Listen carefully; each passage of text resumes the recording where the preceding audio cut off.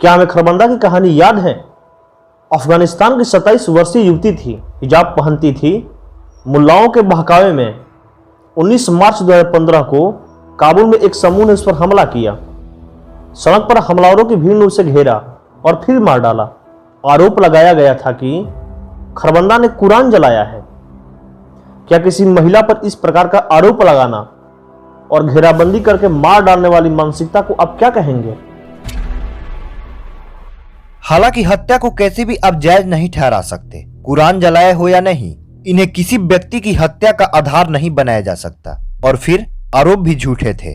मजहब की आड़ लेकर प्रतिबंध और कानून हाथ में लेने का खेल क्या सिर्फ काबुल कराची तक सीमित है? नहीं। कुछ साल पहले कश्मीर के राजौरी में मुस्लिम कट्टरवादियों ने एक 43 वर्षीय महिला जान बेगम की हत्या हिजाब न पहनने के कारण कर दी थी। सेकुलर प्रगतिशील या नारीवादियों के मुंह से हिजाब थोपने और महिला के साथ साथ नारी अधिकारों की हत्या करने पर भी बोल नहीं फूटे।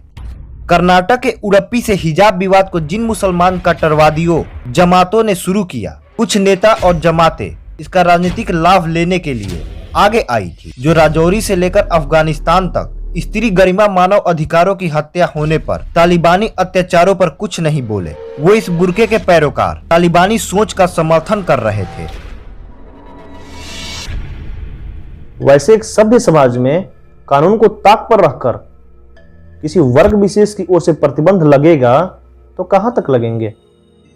भारत में हिजाब के पैरोकार और कट्टरता के पैरोकारों को देखते हुए जब बहुत जरूरी हो जाता है, पहली बात तो ये कि मुल्ला बिरादरी हिजाब को लागू कराकर आखिर साबित क्या करना चाहती है?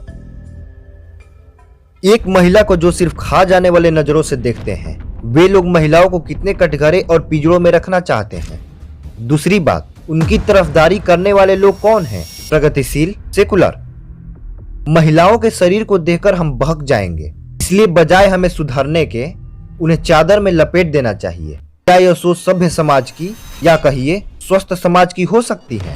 जब इस बातों पर बहस होती है तो प्रगतिशील कट्टरवादियों के संग दिखाई देती है। हिंदुस्तान को अफगानिस्तान बनाने वाली तालिबानी सोच के पैरोकारों को आप सेकुलर या प्रगतिशील कैसे कह सकते हैं? वास्तव में यह दो मुंहापन है, जहरीली सोच है और जहर को ही पालती है। याद कीजिए 2016 में शूटर हिना सिद्धू और 2018 में शतरंज खिलाड़ी सौम्या स्वामीनाथन ने ईरान में हिजाब की अनिवार्यता के चलते टूर्नामेंट से नाम वापस ले लिया था। अब भारत के प्रगतिशील, सेकुलर और नारीवादी कहाँ थे? इन महिला खिलाड़ियों को सोशल मीडिया पर कट्टरवादियों ने जी भरकर गालियां दी थी। एक भी नारीवादी का तब बोल नहीं फूटा था।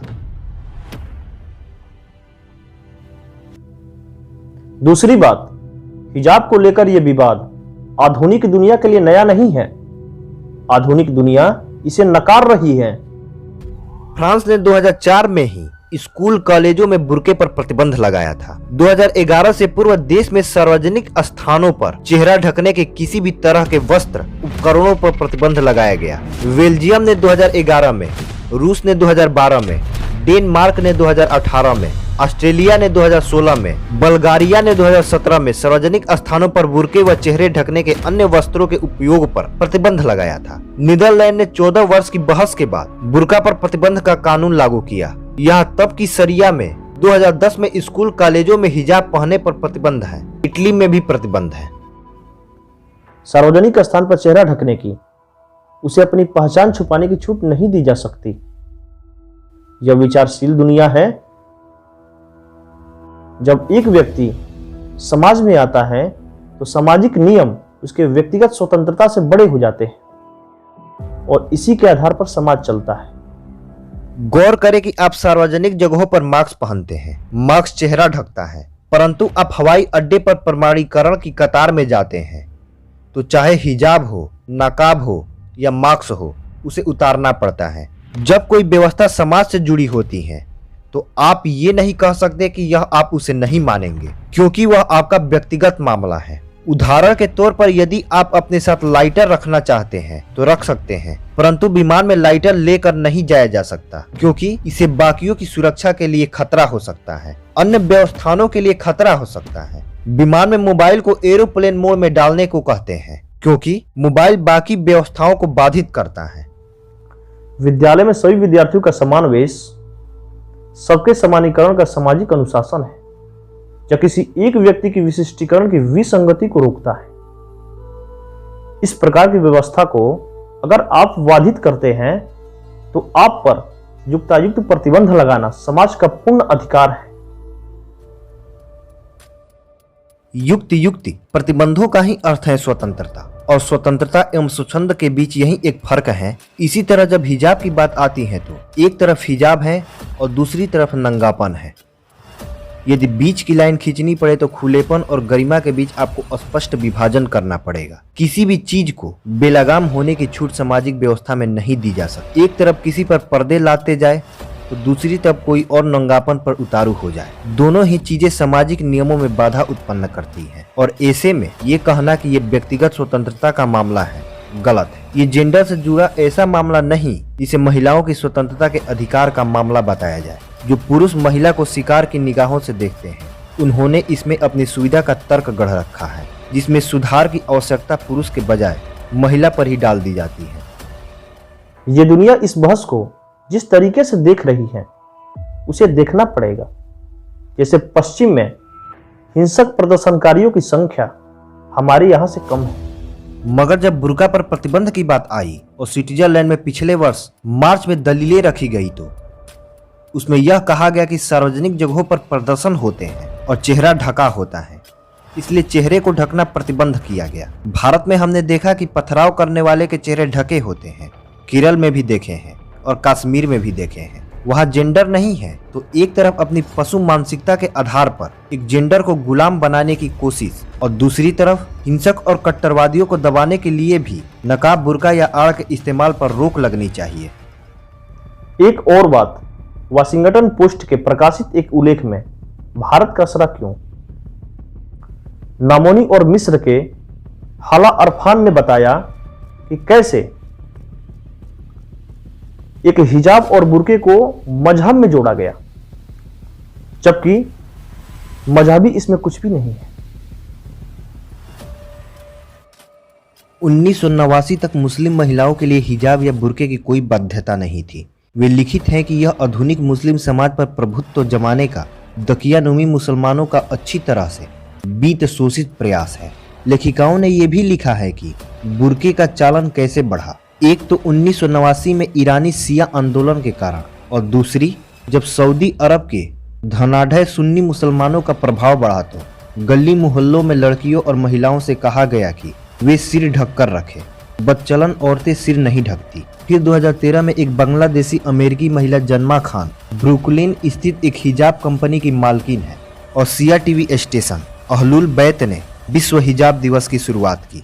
इसे यूनिवर्सिटी ऑफ कैलगरी ने समर्थन दिया। इनका तर्क था कि महिलाओं को अवांछित नजरों से बचाने के लिए हिजाब जरूरी है। इसके बाद वर्चुअल मास्क्यू कॉम और इस्लाम आर्ग हिजाब न पहनने वाली महिलाओं का मजाक उड़ाने वाले आलेख छापने शुरू किए। हालांकि 7वीं सदी से अब तक मोरक्को की फातिमा मार्निसी से यूसीएल के खादिल अबू अल दल और हार्वर्ड की लैला अहमद, मिस्र के जकी बदवई, इराक के अब्दुल्ला अल जुदाई और पाकिस्तान के जावेद धामिनी जैसे मुस्लिम विद्वानों ने स्पष्ट रूप से स्थापित किया कि मुस्लिम महिलाओं को अपने बालों को ढकने की कोई जरूरत नहीं है।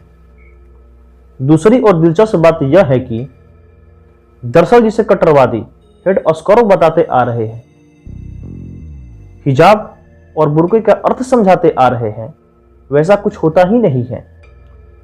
बुर्के का अर्थ ही होता है विरियर या प्रतिबंध।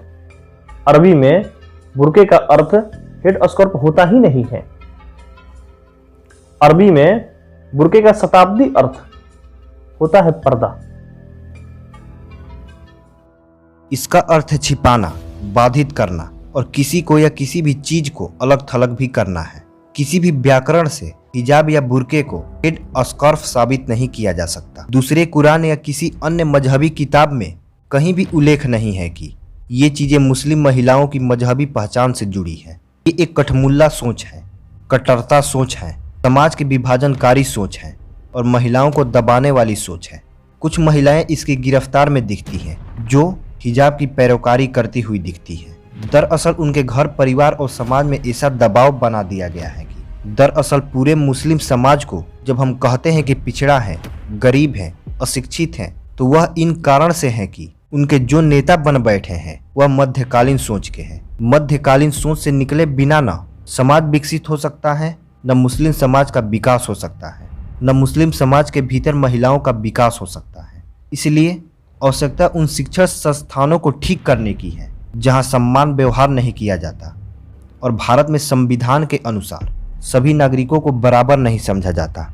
यह उपचार किया जाना समय की जरूरत है। और अंत में बात न्यायालय की उड़प्पी के हिजाब प्रकरण की मामला गरमाने पर कर्नाटक उच्च न्यायालय की एकल बेंच से लेकर जिस तरह बड़ी बेंच के पास गया, उससे कुछ गंभीर सवाल उठ खड़े हुए हैं। क्या सामाजिक विमर्श के ऐसे सीधे सरल मुद्दे पर जहां विद्यालय का अनुशासन भी कुछ लोग अपनी ठेकड़ी से तोड़ना चाहते हैं, क्या सीधे दृढ़ सा फैसले त्वरित गति से नहीं दिया जा सकते? मामला गरमाने वाले की भीड़ देखकर उच्च न्यायालय बेंच की आकार बड़ा करना न्यायिक दृढ़ता के प्रतीक आना आवश्यक सामाजिक चर्चाओं को कट्टरपंथी विमर्श जन्म दे सकता है। काबुल राजौरी से बढ़ते बढ़ते स्त्री को मध्यकालीन बेड़ियों में जकड़ने वाला कर्नाटक तक आ पहुँचे हैं। इसके समक्ष सामाजिक एकजुटता और न्यायिक दृढ़ता नए भारत की जरूरत है।